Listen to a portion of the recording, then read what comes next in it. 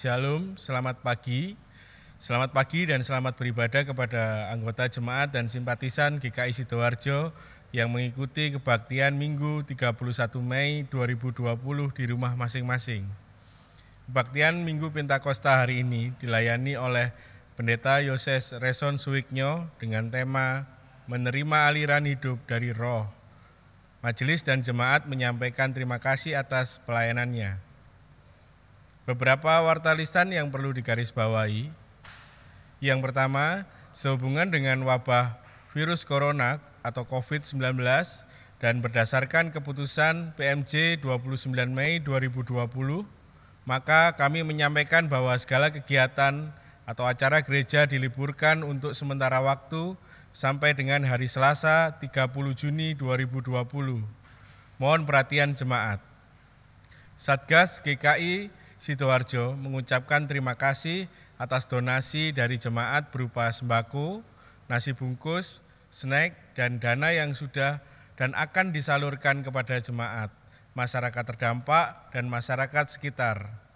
Satgas GKI Sidoarjo masih menerima donasi dari jemaat. Warta berikutnya, kebaktian anak pada hari Minggu 31 Mei dan 7 Juni 2020 akan ditayangkan secara online melalui kanal YouTube GKI Sidoarjo pukul 11.00 WIB. Mohon perhatian orang tua jemaat anak. Kateksasi lanjutan akan diadakan oleh Majelis Bidang Ministerium pada setiap Rabu selama bulan Juni 2020 melalui Zoom.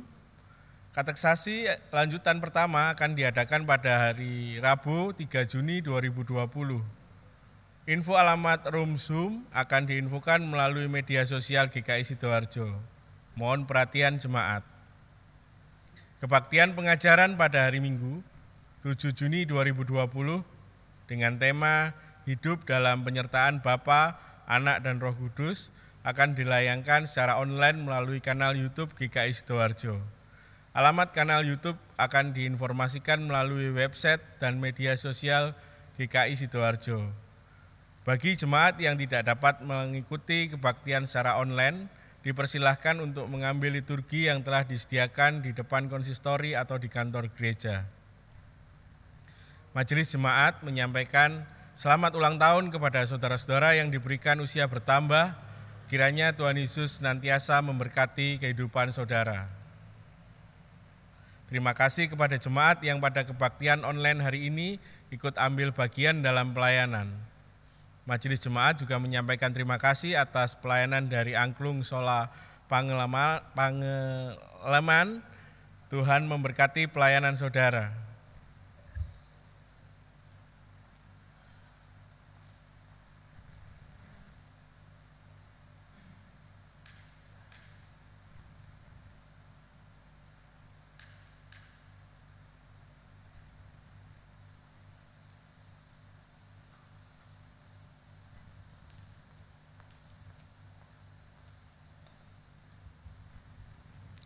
Bapak, Ibu, dan saudara-saudari terkasih, mari kita dengan bangkit berdiri memujikan PKJ 242, Seindah Siang Disinari Terang.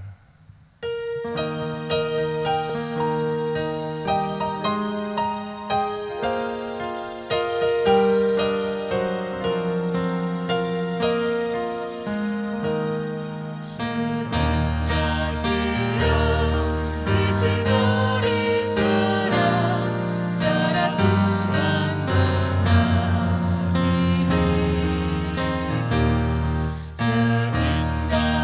potong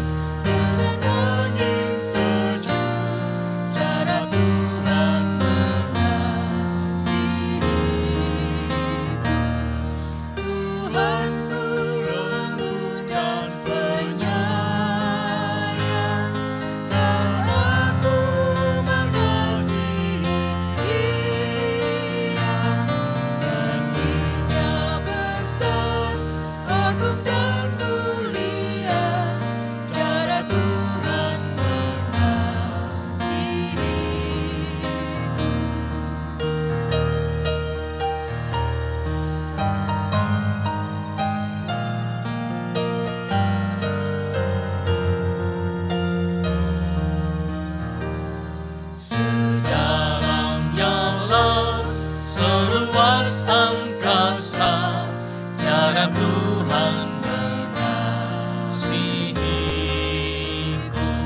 Seharum kembang yang tetap semerbak, cara Tuhan mengasihiku. Damainya tetap besertaku, dan surga pengharapanku. Hidupku tentram, ku nikmati penuh cara Tuhan mengasihiku. Jemaat yang dikasihi Tuhan, ibadah kita terjadi karena pertolongan kita adalah dalam nama Tuhan yang menjadikan langit dan bumi.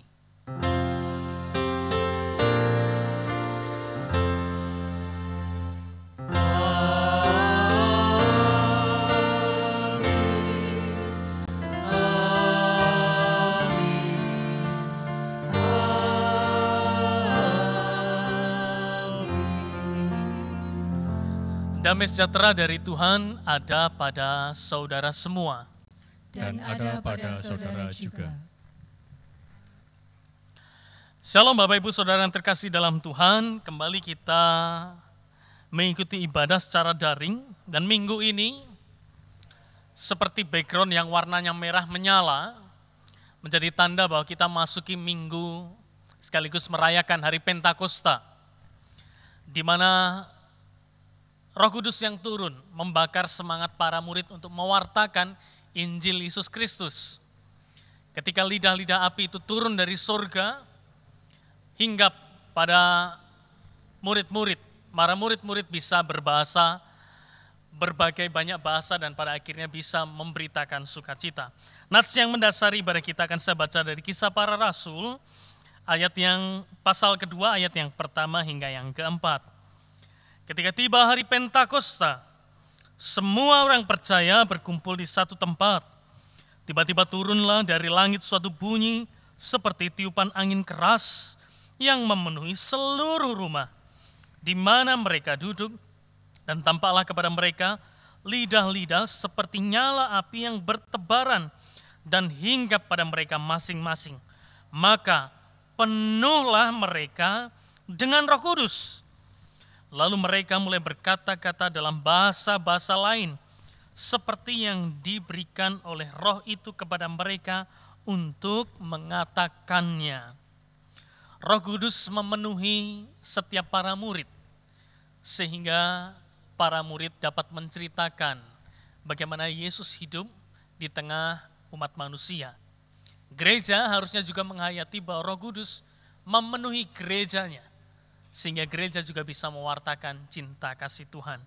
Kita respon firman Tuhan nats ini dengan kita menyanyikan pujian, muliakan Allah Bapa.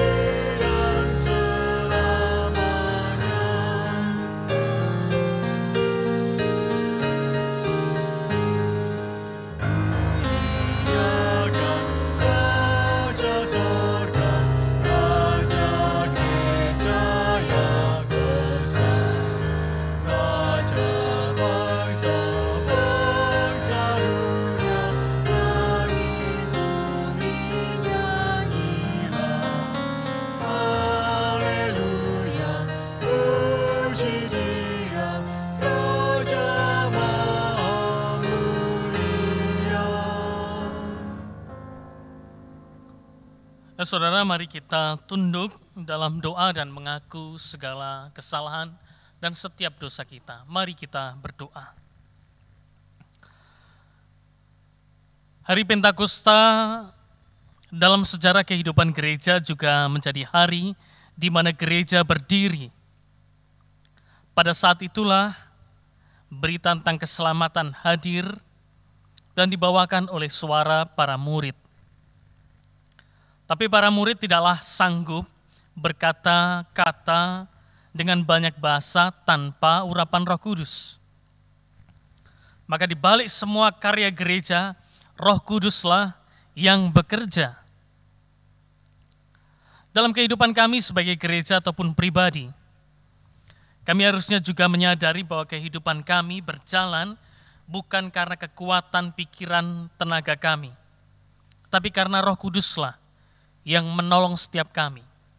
Roh Kuduslah yang memimpin kami sehingga langkah kami menjadi benar.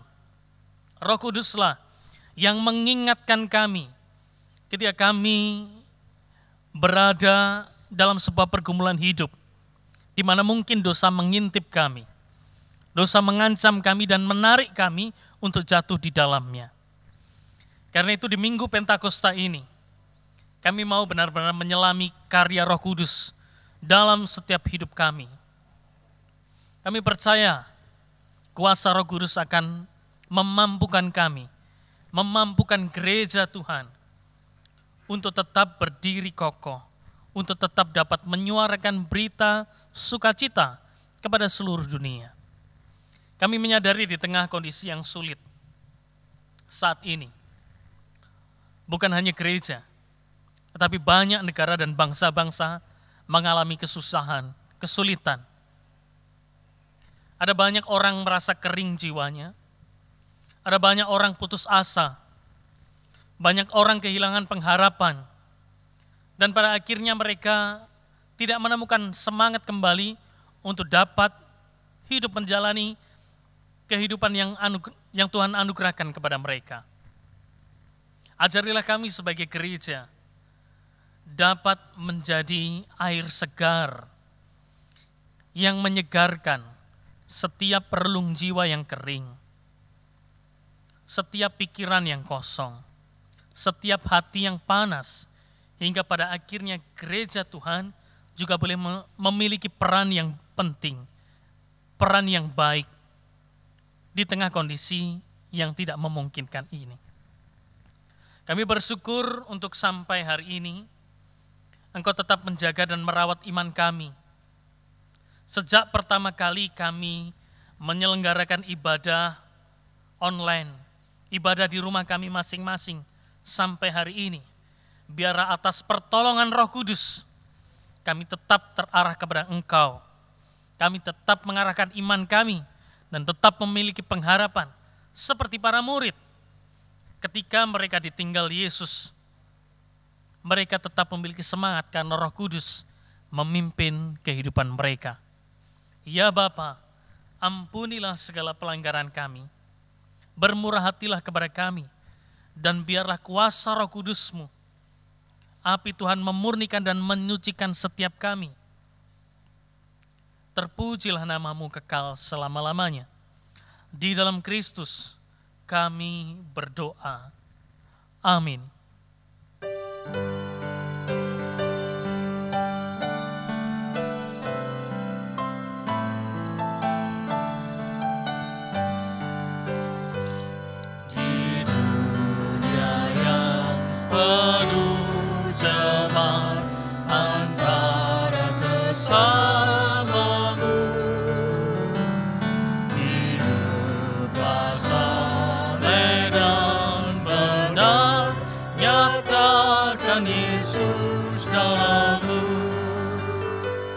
Nyatakan Yesus dalam-Mu,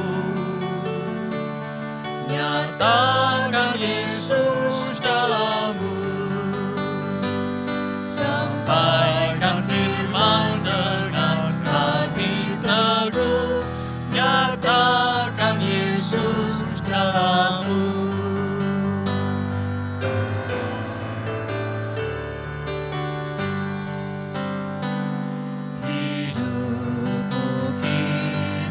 Terbuka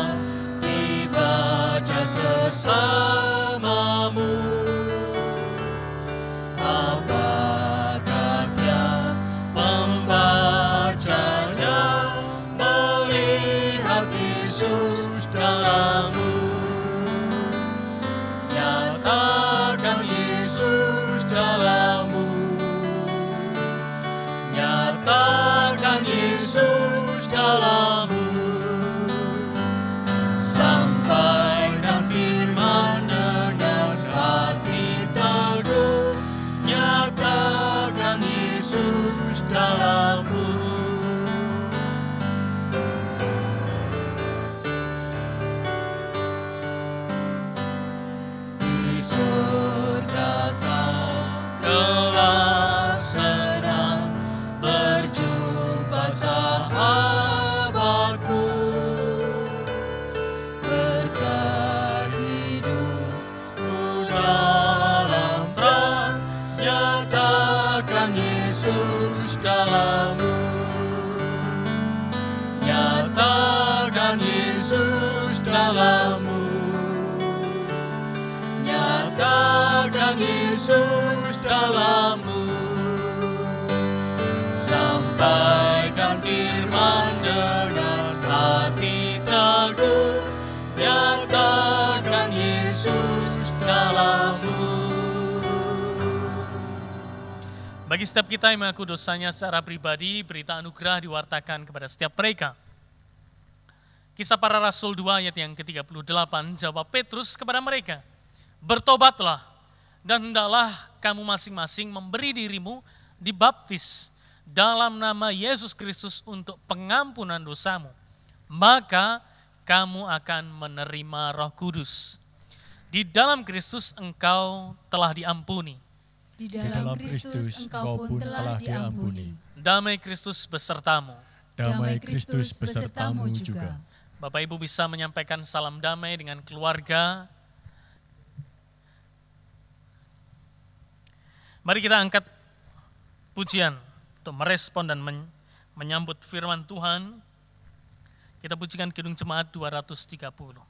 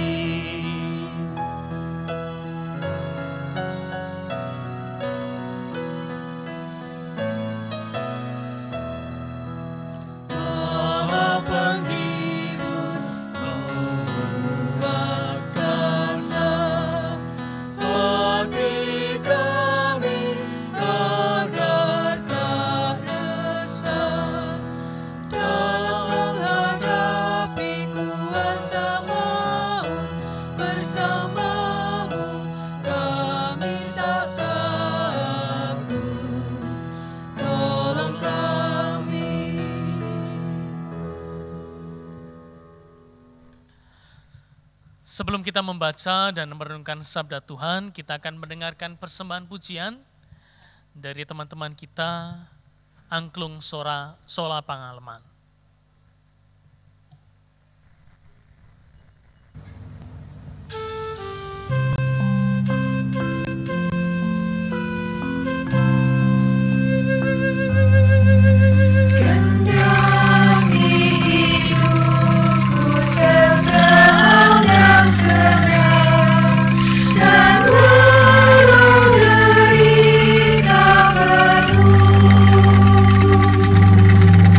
Oh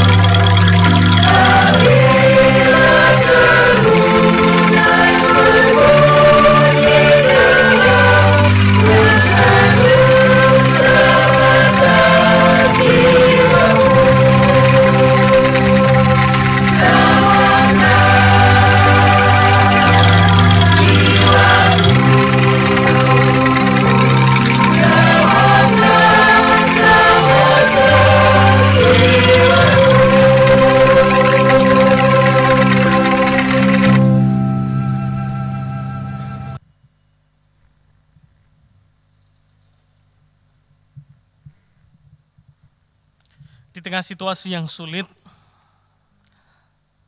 pujian yang dilantunkan dengan berbagai cara tentu memberi penghiburan kepada kita.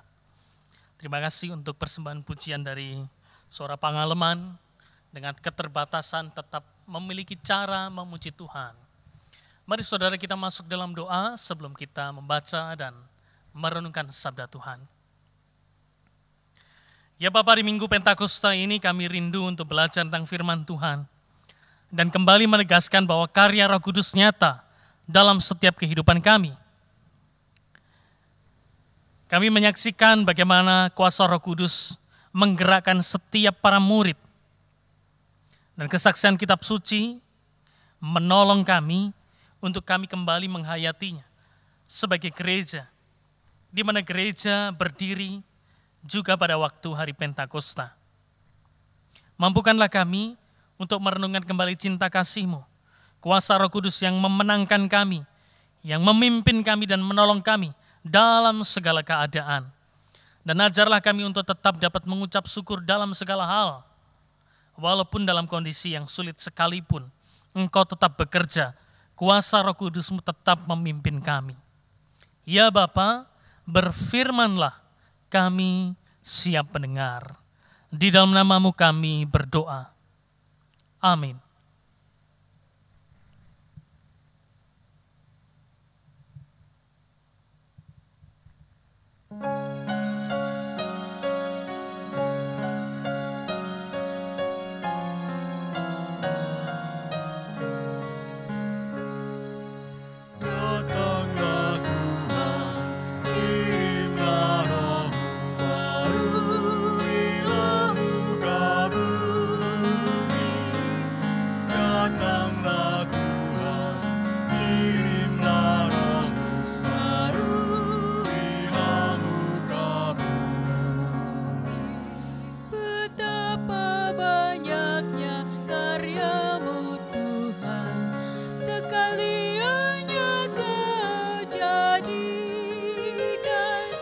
Ciptakan semua dengan hikmat-Mu, bumi penuh dengan ciptaan-Mu. Datanglah Tuhan, kirimlah Roh-Mu, baruilah muka bumi. Datanglah Tuhan, kirimlah Roh-Mu, baruilah muka bumi. Lihat laut itu besar dan luas, binatangnya banyak tak terbilang, dan di situ berlayarlah kapal-kapal Lewiatan bermain dengannya. Datanglah Tuhan, kirimlah Roh-Mu, baruilah muka bumi. Datanglah Tuhan, kirimlah Roh-Mu, baruilah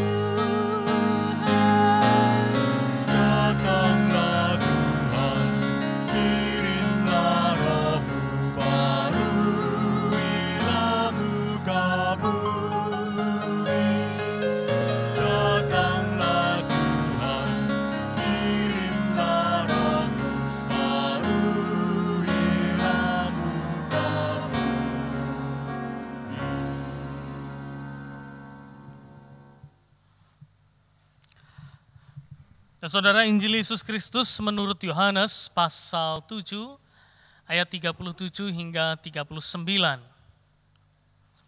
Yohanes pasal 7 ayat 37 hingga yang ke-39, inilah Injil Yesus Kristus yang menjadi landasan pada Minggu Pentakosta hari ini.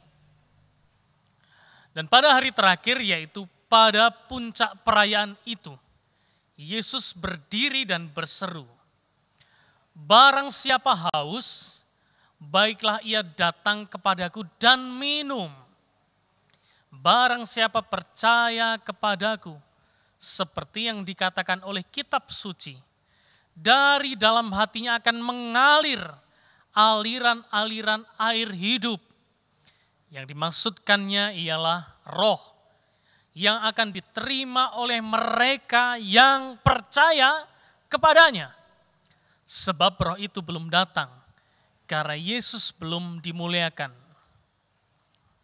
Demikianlah Injil Yesus Kristus, berbahagialah mereka yang mendengarkan firman Allah dan yang memeliharanya. Haleluya.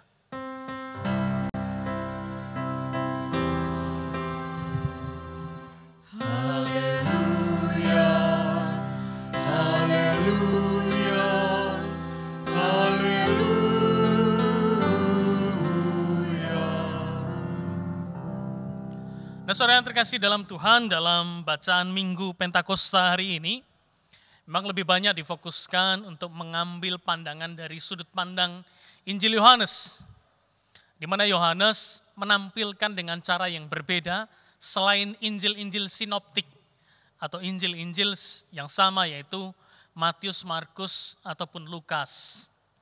Nah, menarik bahwa Yesus berbicara tentang Roh Kudus dengan perumpamaan air. Padahal kalau kita membaca teks-teks Injil lain, Roh Kudus itu selalu digambarkan seperti lidah-lidah api. Seperti halnya kalau tadi saya membaca dari Kisah Para Rasul. Kisah Para Rasul menggambarkan bahwa para murid kemudian dihinggapi lidah-lidah api dan kemudian para murid ini dapat berkata-kata dalam berbagai bahasa. Hingga pada akhirnya mereka bisa menceritakan kesaksian Yesus Kristus dari berbagai banyak Injil. Maka tidak heran kalau membaca Kisah Para Rasul pasal 2, ada banyak orang-orang dari berbagai suku bangsa takjub melihat Petrus yang berkata-kata demikian. Bahkan kitab suci mencatat sungguh luar biasa. Sejak peristiwa itulah terjadi baptisan besar-besaran. Setidaknya ada 3.000 orang percaya karena ucapan atau khotbah Petrus setelah Roh Kudus turun. Bayangkan, sekali khotbah 3.000 orang bertobat. Pendeta GKI 3.000 berkhotbah, belum tentu satu orang bertobat. Itu bedanya begitu. Tapi cerita kitab suci ini menarik. Saya maju untuk kita membahas dalam Injil Yohanes pasal 7 ayat yang ke-37 ada informasi menarik. Dan pada hari terakhir, yaitu pada puncak perayaan itu, Yesus berdiri dan berseru. Kalau Bapak Ibu membaca pada teks ini tentu tidak tahu hari apa sih hari terakhir itu, puncak apa sih. Tapi kalau Bapak Ibu menyoroti pada ayat-ayat sebelumnya, saudara-saudara akan menjumpai bahwa Yesus ternyata datang ke Yerusalem, pusat kota Israel, di mana di sana ada Bait Allah. Yerusalem itu dipenuhi dengan banyak orang, dan di sana terjadi atau sedang ada perayaan Hari Raya Pondok Daun. Hari Raya Pondok Daun yang diperingati sebagai hari yang ke-50 dalam tradisi Israel. Nah, apa sih Hari Raya Pondok Daun? Nah, saya mengajak untuk kita mengenal sedikit Hari Raya Pondok Daun. Nah, Hari Raya Pondok Daun itu, bisakah next? Hari Raya Pondok Daun adalah hari raya untuk memperingati gitu ya. Atau yang disebut hari dalam bahasa Ibrani Sukkot. Hari Raya Sukkot. Awalnya perayaan petani yang mengucap syukur kepada Tuhan atas hasil panen. Maka tidak mengherankan kalau ada di berbagai gereja, khususnya gereja-gereja yang berbasis etnis, yang saya tahu teman-teman dari GKJ biasanya pada waktu hari Pentakosta selalu ada acara unduh-unduh, merayakan hasil panen. Itu kalau yang di pedesaan, di kampung, yang masih punya tradisi bercocok tanam dan mempersembahkan hasil panen. Tapi kalau di perkotaan akan sangat sulit, karena itu hampir jarang gereja-gereja di perkotaan, walaupun ada juga, tetap melestarikan hari raya unduh-unduh dengan membawa hasil panen, tetapi membeli karena mereka tidak menanam. Nah, hari raya Sukot adalah masa mengucap syukur kepada Tuhan atas hasil panen. Perayaan ini dilangsungkan selama 7-8 hari. Dengan membangun yang namanya sukah. Sukah itu pondok atau gubuk kecil sebagai gambaran tempat petani zaman dulu. Sekaligus juga tempat tinggal sementara Musa selama 40 tahun ya, bukan 40 hari ini, 40 tahun di padang gurun. Jadi untuk mengenang hasil panen, terus kemudian bersyukur kepada Tuhan, para umat Yahudi merayakan hari raya Pondok Daun atau hari Sukot, selain 3 hari raya yang lainnya. Nah, menarik kalau kita mencermati hari raya Pondok Daun ini.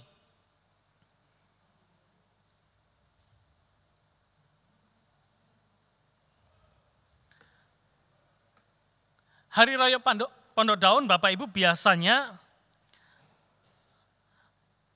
setiap orang akan membangun yang namanya gubuk atau sukoh itu. Biasanya selalu ada 3 dinding. Nah, yang tengah itu gambaran yang paling kuno. Yang paling kuno. Biasanya boleh membangun dari bahan apapun selama tidak roboh digoyangkan oleh angin. Harus ada tetap bagian pintu yang terbuka, tidak boleh ditutup sebagai tanda bahwa itu siap menjamu tamu Tuhan yang misteri. Siapa itu? Yaitu Abraham, Musa, Ishak, Yakub, Daud, dan tokoh-tokoh besar yang dihayati sebagai bagian untuk juga menjadi tamu agung para keluarga-keluarga yang merayakan hari raya Sukot atau Pondok Daun. Nah, saudara bisa berimajinasi. Saudara coba gunakan imajinasi apabila hari raya Pondok Daun selama 7 hari, semua orang kumpul di Yerusalem bangun pondoknya masing-masing. Bangun pondoknya masing-masing. Dan biasanya atapnya berasal atau dari daun-daun. Dan diharapkan tetap terbuka. Sehingga kalau malam mereka tetap bisa melihat bintang. Biasanya para keluarga-keluarga melakukan ini pada waktu masa hari raya Sukot. Next. Nah, selama 7 hari berdiam diri. Itu yang dilakukan. Hari pertama dan kedua tidak bekerja. Tidak bekerja tapi berdoa. Jadi kurang kata berdoa. Tapi hari kelima dan seterusnya membaca Taurat dan menyelipkan doa-doa. Dan kemudian mengebaskan lufaf dan entrok. Apa sih lufaf dan entrok ini? Nah, ini kalau dalam tradisi Pondok Daun biasanya ada acara penyiraman atau pentahiran dengan membawa 4 macam, yaitu daun-daunan dan 1 biji semacam lemon seperti itu sebagai simbol bahwa Tuhan memberi kesuburan, memberi sukacita dan kegembiraan. Nah, tradisi ini dilakukan turun-temurun. Nah, menjadi berbeda ketika pada waktu ada bait Allah. Nah, selain di Sukoh itu yang dilakukan berdoa, menyanyi, mereka juga makan bersama. Dan para orang tua menceritakan kisah 40 tahun di padang gurun. menyanyi dan menari lagu-lagu sukah gitu ya. Mengundang keluarga untuk merayakan sukah bersama, jadi mirip seperti lebaran Bapak Ibu. Jadi kalau lebaran mengundang orang untuk makan-makan di rumahnya, ini mengundang di gubuknya masing-masing. Dan Anda bisa bayangkan orang dari berbagai penjuru Israel datang berkumpul di Yerusalem, mereka membangun sukahnya masing-masing dan merayakan bersama-sama. Karena itu Hari Raya Pondok Daun bisa diartikan hampir mirip seperti festival tabernakel. Festival bagaimana perayaan sukacita Allah hadir di setiap keluarga. Nah, sejak bait Allah dibangun ada tradisi yaitu festival mengambil air dan menuangkan air itu di atas altar. Dengan simbol apa? Dengan simbol meminta hujan. Jadi pada puncak hari terakhir biasanya selalu ada penuangan air. Nah, saudara-saudara bisa membayangkan pada saat itulah Yesus bilang dan berkata, barang siapa haus, baiklah ia datang kepadaku dan minum. Jadi kalau kita membaca konteks dalam Yohanes, kita akan segera tahu bahwa Yesus masuk berbicara tentang air kehidupan ketika peristiwa pengucuran air di bait Allah itu.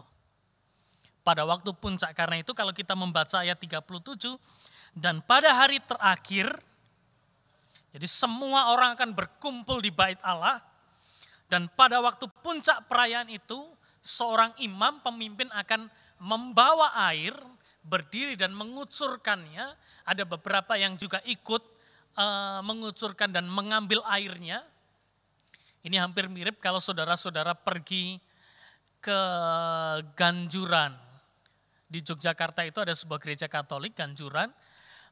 Banyak orang-orang masyarakat sana percaya kalau para romo mengibaskan air dari daun kelor, airnya itu memberi kesegaran.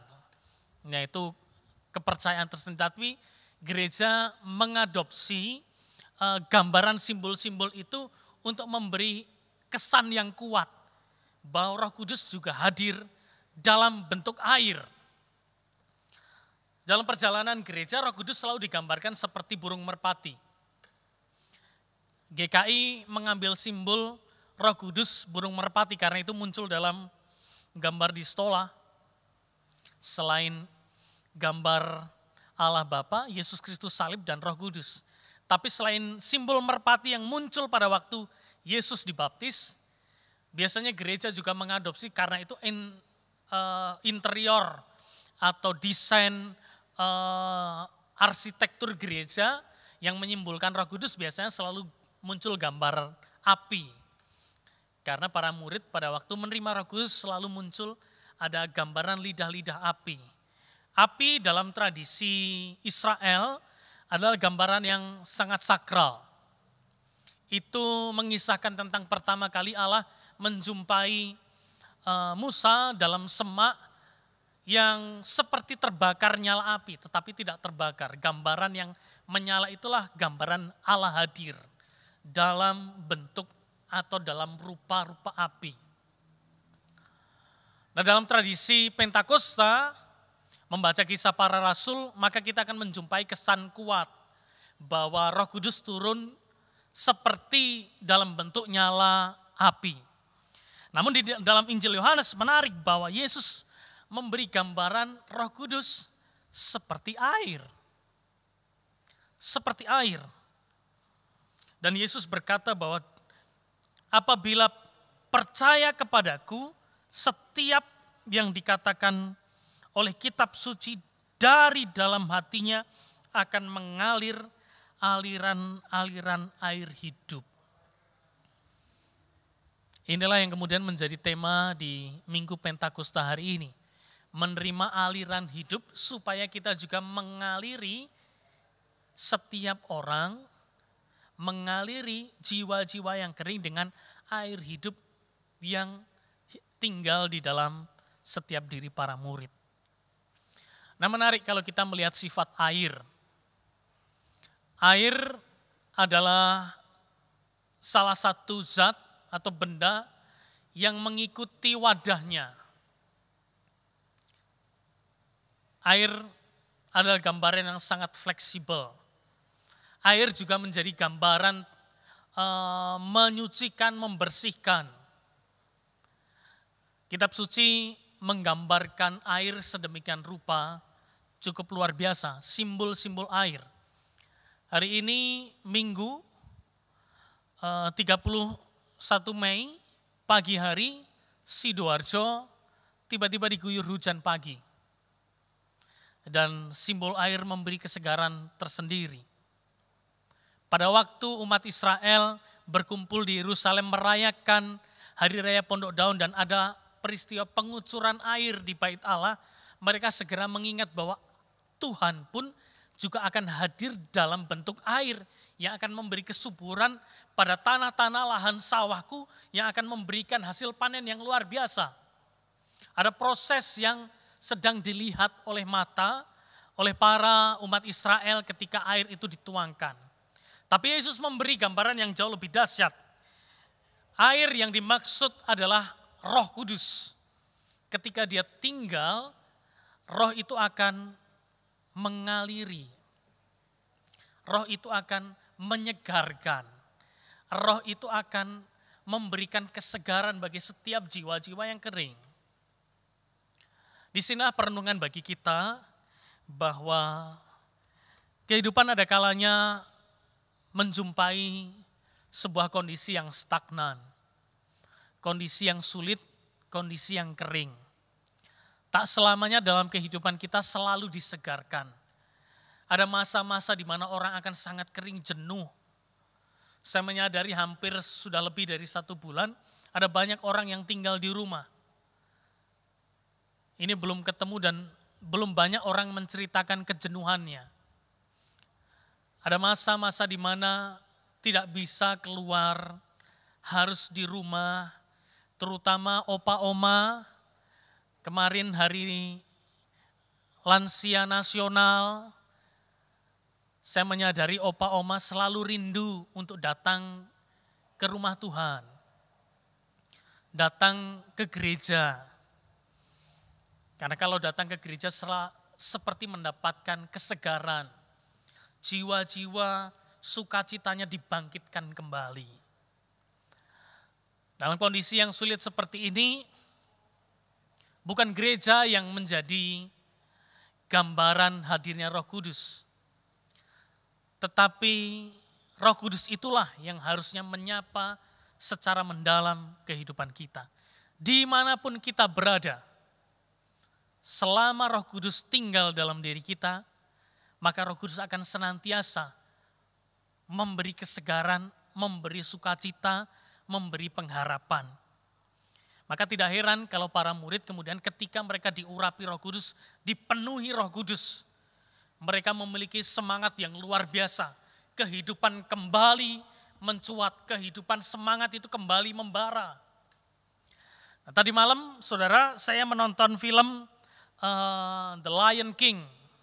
Ini salah satu film animasi karya Disney yang cukup menarik, yang disukai oleh anak-anak, yaitu Raja Singa yang disebut Simba. Adegan yang paling menurut saya menarik adalah ketika Simba ini sudah terpisah dari induknya, pamannya menguasai teritorial kawasan lembah yang menjadi harusnya milik kelanjutan si Simba. Ini Simba terbuang, Simba jauh. Dianggap oleh keluarga dan banyak orang Simba ini telah mati. Tapi ada adegan di mana ketika sudah besar, Simba itu tertidur di malam hari, mulai mengenang bagaimana masa kecilnya dan kembali untuk melihat tanah kelahirannya. Bulunya itu, bulu singa itu terbang. Nah menarik, ini digambarkan sangat dramatis. Bulu ini terbang terus jatuh ke sungai. Begitu jatuh di sungai, kemudian ada burung yang mengambil bulu itu dibawa ke sangkarnya. Karena burung ini sedang membangun sangkar untuk dia dan betinanya bertelur dan menghasilkan anak-anak. Ketika dibawa ke sangkar oleh pejantannya pergi, terus si betinanya memilah-milah dan membuang itu. Jadi bulu ini seakan-akan berjalan melintasi waktu dan menunjukkan bahwa ternyata si Simba ini masih hidup. Nah, bulu itu kemudian jatuh di dahan ranting. Di dahan ranting ini pas ada jerapah sedang makan ranting itu. Nah, bulunya dimakan oleh jerapah. Dimakan. Keesokan harinya bulu itu keluar bersama dengan kotoran jerapah. Nah, pada waktu kotoran jerapah itu keluar, ada binatang serangga yang biasanya selalu membawa kotoran-kotoran begitu. Nah, serangga ini menggulingkan kotoran yang ada bulu Simba tadi, sampai pada akhirnya jatuh, pecah, bulu itu di bawah semut. Bulu itu di bawah semut, naik ke ranting-ranting, kemudian di ranting itulah ada monyet atau kera yang menjadi simbol yang mencermati perjalanan kehidupan ayahnya Simba, yaitu Musafa sampai Simba. Dia memegang bulu itu dan mengingat Simba hidup, gitu ya. Simba telah kembali, ini bulunya, berarti dia tidak mati.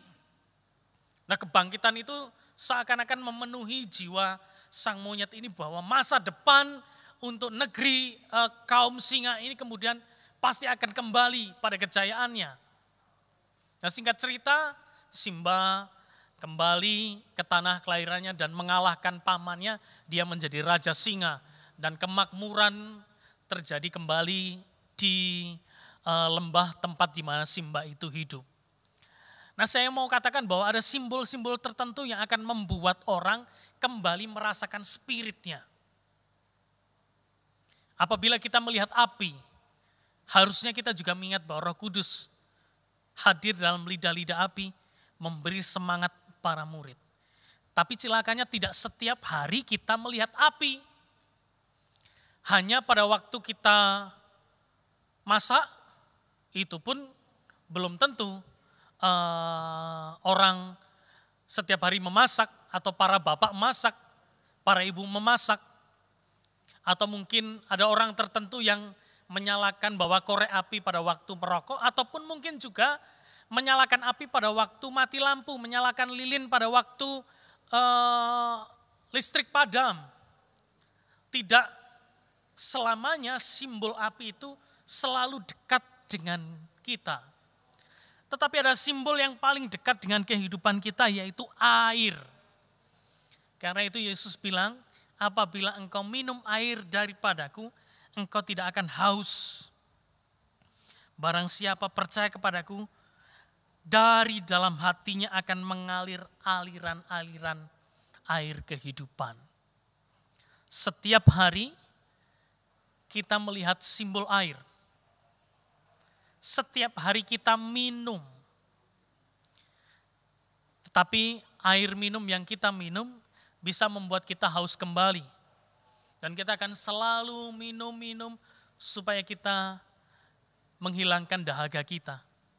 Tapi yang jauh lebih penting bukanlah air secara fisik ini, tapi air secara rohani, yaitu Roh Kudus yang menyegarkan jiwa kita, yang membuat kita tetap memiliki pengharapan. Gereja tetap menyuarakan suara kebenarannya di tengah duka dunia. Gereja tetap merasakan bahwa dia dipenuhi oleh Roh Kudus.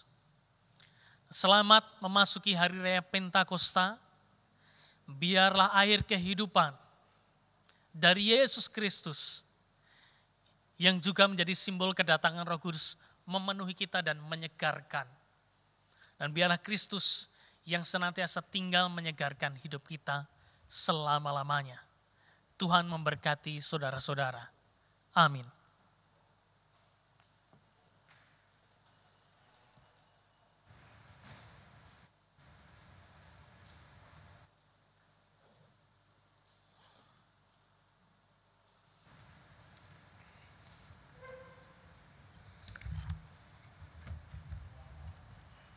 Marilah kita bersama dengan umat Allah di masa lalu, masa kini, dan masa depan, mengingat pengakuan iman pada janji baptisan kita menurut pengakuan iman rasuli yang berbunyi demikian. Aku percaya kepada Allah, Bapa yang Maha Kuasa, Kain langit dan bumi, dan kepada Yesus Kristus, anaknya yang tunggal Tuhan kita, yang dikandung daripada Roh Kudus, lahir dari anak darah Maria, yang menderita sengsara di bawah pemerintahan Pontius Pilatus, disalibkan, mati dan dikuburkan, turun dalam kerajaan maut, pada yang ketiga bangkit pula di antara orang mati, naik ke surga, duduk di sebelah kanan Allah, Bapa yang Maha Kuasa, dan dari sana akan datang untuk menghakimi orang yang hidup dan yang mati. Aku percaya kepada gereja yang kudus dan am, persekutuan orang kudus, pengampunan dosa, kebangkitan orang mati, dan hidup yang kekal. Amin.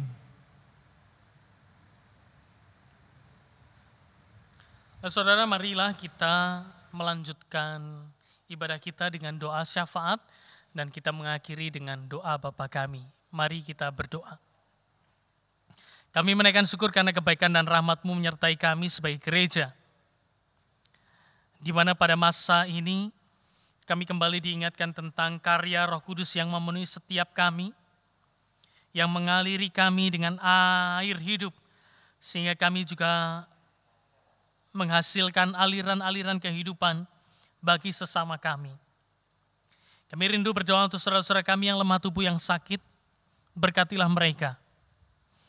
Biarlah dalam kondisi sakit mereka tetap memiliki pengharapan di dalam Tuhan. Biarlah kuasa Roh Kudus menyegarkan jiwanya, karena hanya Engkaulah satu-satunya sumber kehidupan yang tidak akan pernah surut. Kami berdoa untuk saudara-saudara kami, para tim medis yang berjuang tetap setia melawan COVID-19 ini. Di tengah pandemi ini ada banyak saudara-saudara kami, baik para tim medis relawan yang terus berjuang untuk memerangi, meminimalisir penyebaran virus yang sedang melanda dunia. Ajarilah kami juga untuk menjaga diri kami dengan baik, tetap mematuhi aturan dan menjaga jarak karena kami justru saling mengasihi. Ketika ekspresi menjaga jarak itu kami nyatakan dalam perilaku hidup kami. Apabila dalam perjalanan kehidupan kami bersama, kami hendak memasuki masa era sebuah kondisi normal yang baru, kiranya Tuhan juga boleh memantapkan setiap kami, membarui akal budi pikiran kami, sehingga kami dapat menyesuaikan dengan baik. Dan kami berharap masa ini berangsur-angsur juga boleh membaik dan memulihkan setiap kami yang terkoyak, yang terluka, yang terhempas karena pandemi ini. Kami berdoa untuk setiap keluarga-keluarga yang tidaklah mudah bertahan dengan kondisi yang sulit. Ajarilah mereka tetap memiliki pengharapan, kuasa di dalam Tuhan, untuk tetap berdoa, mempercayakan diri bahwa Roh Kudus memenuhi mereka dan memberi kekuatan untuk menjalani kehidupan ini. Kami berdoa untuk gereja-Mu, di mana hari ini gereja di seluruh dunia menghayati bagaimana Roh Kudus turun. Gereja melihat kembali cerminan diri mereka berdiri atas karena kemurahan kebaikan Tuhan. Biarlah gereja kami juga boleh menjadi gereja yang memancarkan sukacita, kesegaran yang memenuhi relung jiwa, keringnya hati, panasnya pikiran, yang seringkali juga hadir dalam setiap kehidupan jemaat. Kami percaya ada banyak jemaat yang rindu untuk datang di rumah-Mu ini. Berkatilah, hingga pada akhirnya nanti apabila masa-masa itu datang, biarlah kehausan datang ke gereja seperti halnya haus senantiasa akan firman Tuhan, dan firman Tuhan menyegarkan jiwa mereka. Kami berdoa untuk saudara-saudara kami yang berulang tahun dalam minggu ini, biarlah usia yang bertambah juga boleh menjadi sukacita, semangat bahwa Tuhan tetap memelihara mereka. Berkatilah anak-anak Tuhan yang bergumul dalam pekerjaan atau yang mencari pekerjaan, melesaikan studi mereka, melanjutkan studi mereka di jenjang yang lebih tinggi. Kami percaya masa depan menjadi milik setiap orang-orang percaya yang menyerahkan dirinya kepada Tuhan. Terima kasih ya Tuhan, terima kasih untuk setiap penyertaan-Mu, kuasa Roh Kudus-Mu yang memenuhi setiap kami. Terpujilah Engkau kekal selama-lamanya.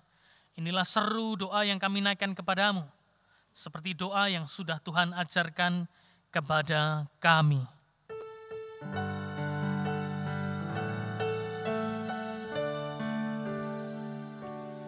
Bapa kami yang ada di sorga,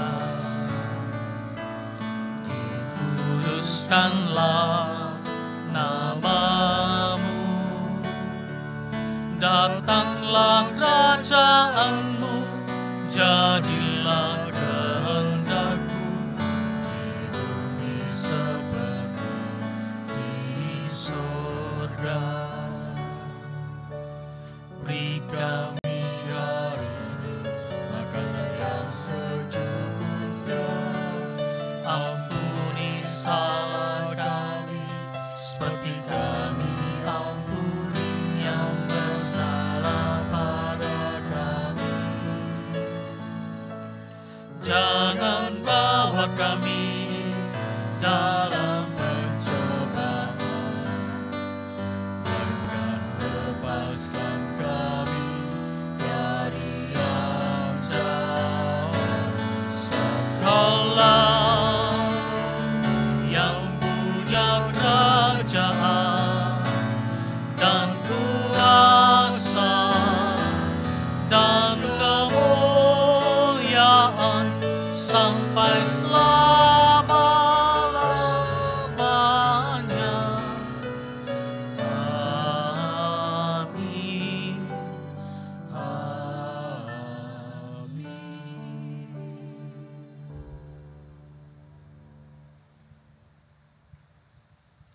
Bapak Ibu terkasih, tiba saatnya kita memberikan persembahan.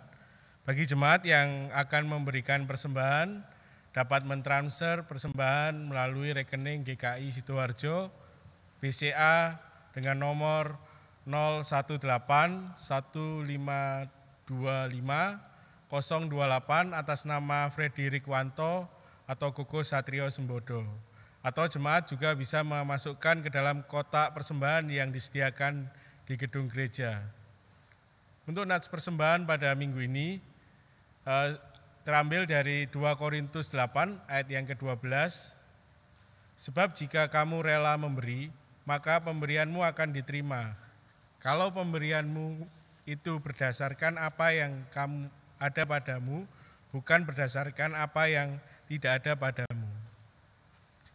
Mari kita pujikan persembahan dari Kidung Jemaat 235 ayat yang pertama sampai yang kedua.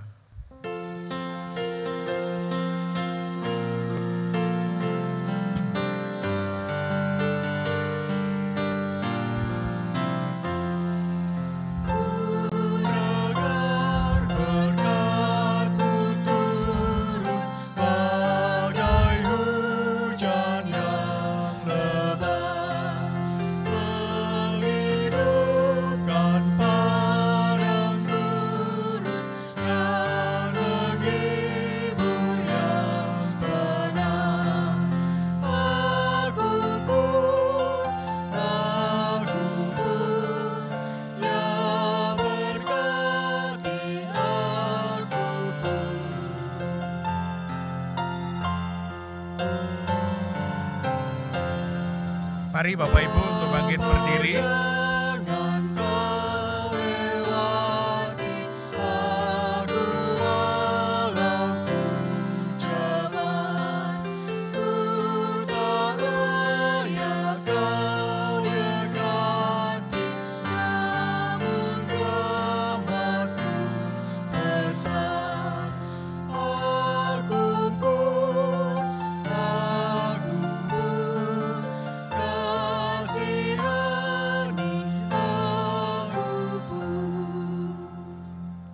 Mari kita berdoa. Bapa kami yang di surga, Terima kasih Tuhan atas penyertaan-Mu di dalam kehidupan kami dalam 1 minggu terakhir Tuhan. Pada hari ini kami akan mempersembahkan sebagian dari berkat yang telah Engkau berikan kepada kami Tuhan. Berkatilah persembahan yang telah kami kumpulkan di rumah masing-masing. Engkau berkati kehidupan kami, di dalam kami mencari berkat-Mu Tuhan, mendapatkan berkat-Mu Tuhan. Kami serahkan persembahan pada minggu hari ini ke dalam tangan-Mu Tuhan. Berkatilah majelis jemaat yang mengelola persembahan yang telah kami kumpulkan Tuhan. Terima kasih, di dalam nama Tuhan Yesus kami telah berdoa. Amin.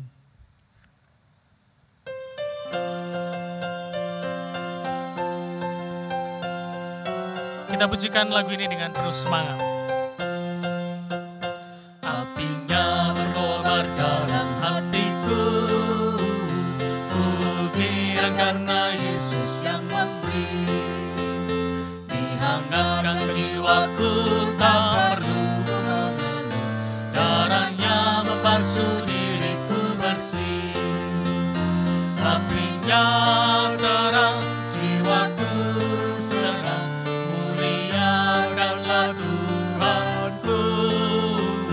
Haleluya bergema, Yesus Raja yang benar, apinya berkobar dalam hatiku.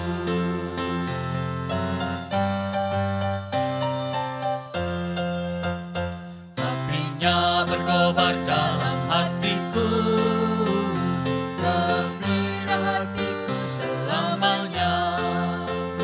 Ku bersaksi berseru, Yesus Tuhan.